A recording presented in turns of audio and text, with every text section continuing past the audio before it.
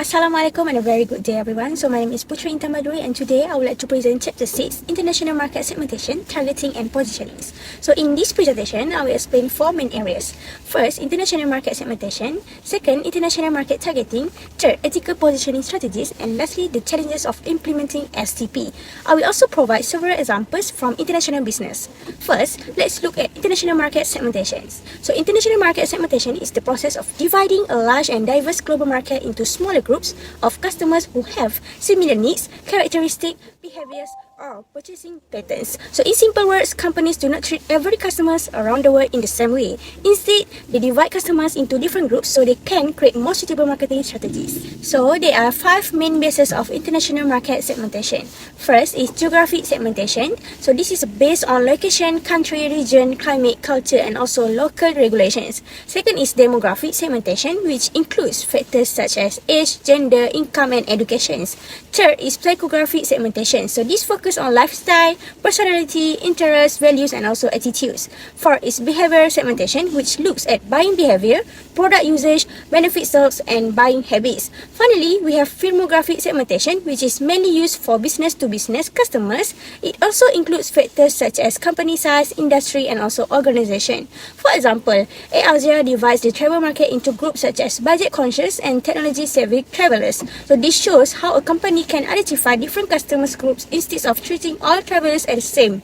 Proper segmentation helps companies understand customer needs, create effective marketing strategies, use resources efficiently, and gain competitive advantage. So next is international market targeting. So after dividing the market into different segments, companies need to decide which segments they want to serve. In simple words, targeting answers the question, which group should we focus on? Companies have limited resources, so they cannot effectively target every customer in every country. So there are several factors companies consider when evaluating international target markets. First is market size and growth. Companies look at the number of potential customers and whether the market is growing. For example, Zeus Coffee has expanded into Southeast Asian market, showing how companies can consider markets with growing demand. Second is market profitability, including purchasing power, average income, profit margins, and business costs. For example, Bonia targets wealthy consumers, showing how purchasing power can influence target market selections. Third is the competitive environment. So companies need to consider competitors, market leaders, and entry barriers. So fourth is the political and legal environment, such as political stability, import regulations, and trade restrictions. Finally, companies should consider cultural compatibility, including customer needs, lifestyle, and also values. For example, Safi, as a halal personal care brand, can target Muslim majority countries where halal products are relevant to consumers. Therefore, choosing the right target market allows companies to focus their resources on the most suitable opportunities. So now let's move to ethical positioning. Ethical positioning refers to positioning a brand based on ethical values, responsible business practices, and positive social and environmental impact. So there are 5 important benefits of ethical positionings. First, it helps build customer trust and credibility because customers see the company as honest, transparent, and responsible. For example, IKEA Malaysia obtained Jakim Halal certification for its cafes and bistro, which can help demonstrate responsibility and build customer trust. Second, it can strengthen brand reputation internationally and make it easier for companies to enter new markets and attract business partners.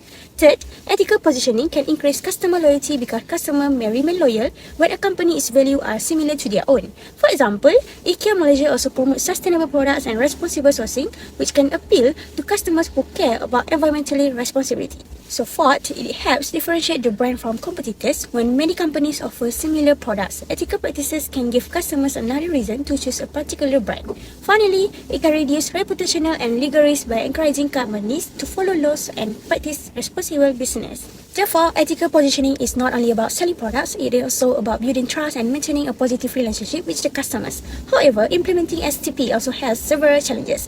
For segmentation, companies may face high costs, changing customer behavior, and data privacy restrictions. For targeting, companies may face resources allocation problems, opportunity costs, strong competition, and inaccurate market sizing. For positioning, companies may face cultural differences, brand inconsistency, brand illusion, and crowded markets. So these challenges show that companies need to carefully plan their international STP STP strategies. For my main international business example, I have chosen AirAsia. AirAsia demonstrates how STP can work together. For segmentation, AirAsia identifies groups such as budget-conscious and technology-savvy travelers. For targeting, it focuses on cost-driven leisure travelers and small business owners who prefer affordable travel.